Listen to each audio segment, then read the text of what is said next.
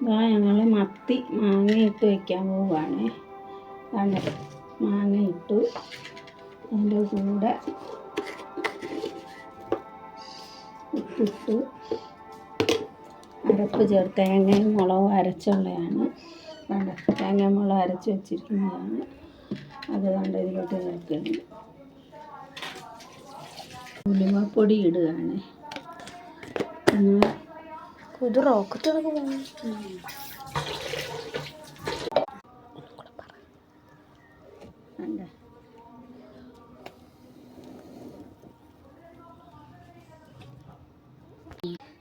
അരച്ച് വയ്ക്കുകയാണ്. ഞങ്ങളുടെ മീൻ കറി തിളച്ചു.